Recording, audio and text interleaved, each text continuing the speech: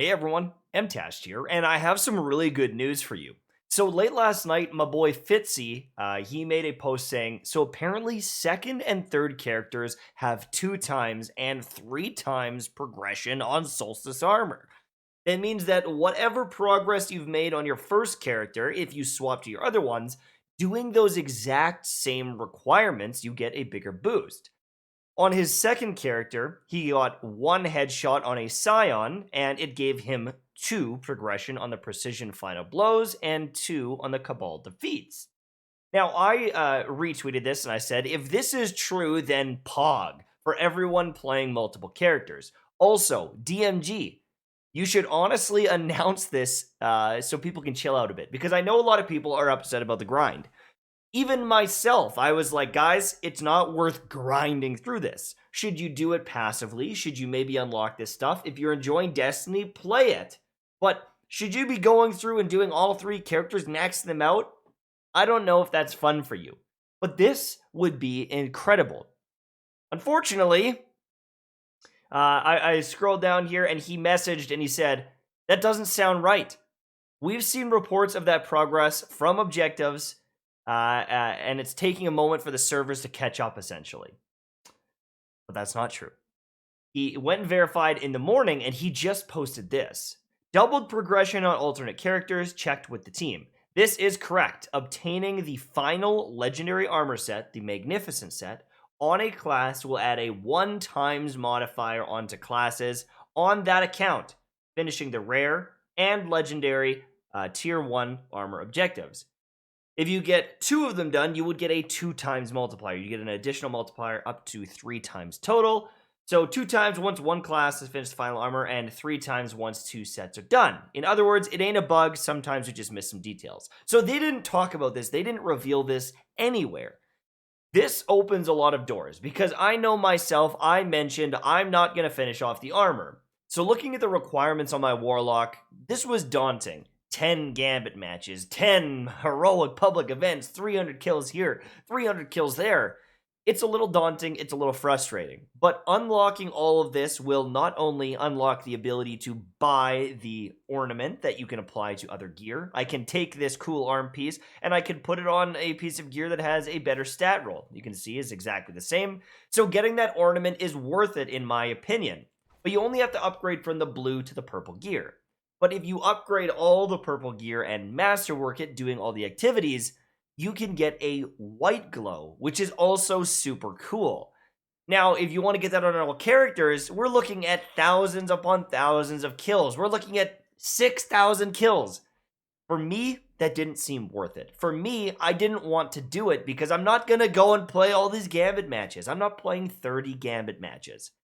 But if you start looking at it with the multiplier, after I do it on this first character, all of a sudden it goes from 2,000 elemental weapon kills to 700.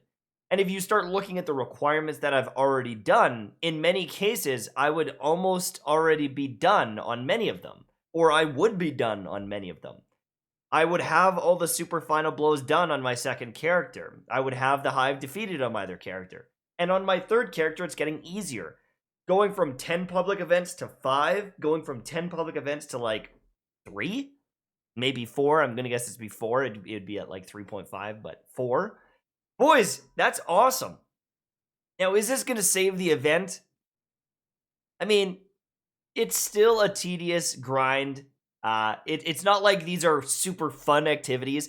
But remember, this is a long event. You have a long time to do this. And now they've made it much easier if you do plan on playing many other characters. Again, I don't recommend you try to pound this out in one day. I don't recommend you try to pound out all your characters in a week. Take your time and do other activities.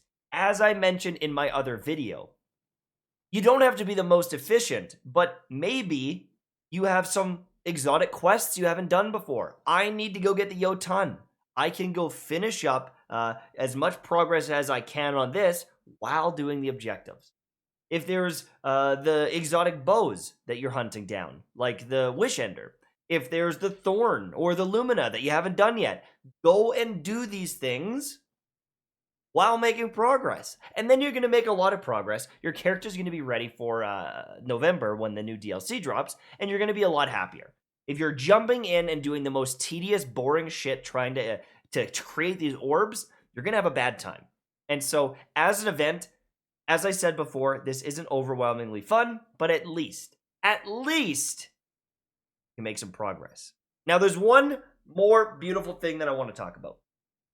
Let me just readjust myself here.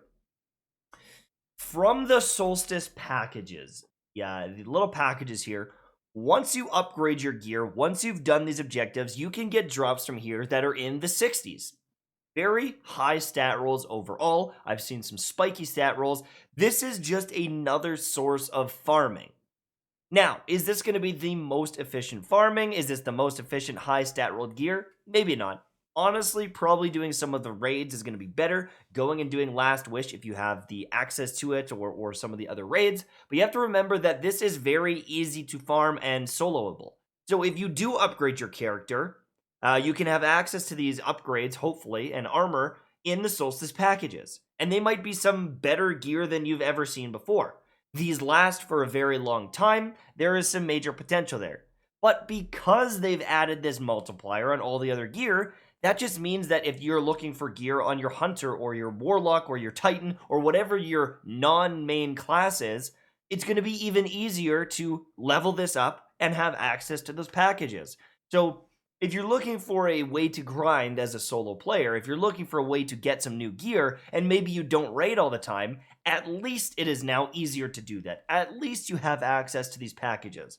I said it last year when this event was around, it might be a good opportunity to get some armor. It is another good opportunity to get some armor, and they've just made it 2 and 3 times easier to do it on all of your characters. If you get bored of the EAZ, you're not going to want to be farming these packages. But even if you jump in once in a while, get a couple upgrades here and there, I don't know what progress everyone has made in Destiny. Myself, I've got some crazy armor pieces with like the 60 rolls and really spiky gear and 35 recovery, but not everyone has opportunities to do trials and grind out and get 7 wins, right? I get carried every week by Frostbolt and ZK, boys, right? I get carried to the flawless. Not everyone has that. I've done raids before, so I have access to that gear. I understand that a lot of people don't get the opportunity to get the high stat rolled raid armor and things like that as often. And so this might be one of your only opportunities to kind of hit those top tier gear pieces as a solo player. So I feel like this is a little bit of a saving grace. I feel like they did do something good here.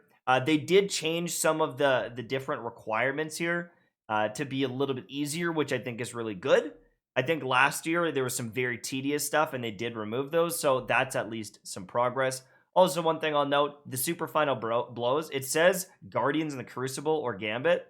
It's just normal arc super blows. So some of these are like, some of these make people angry because they're like, well, I don't want to do all these super kills, but you don't actually have to. All of these super kills are from just strikes. So, even some of these that sound really daunting, I think that they messed up. And you don't actually have to do it against Guardians in some cases, or you don't have to do public events on Nessus or whatever it might say. So,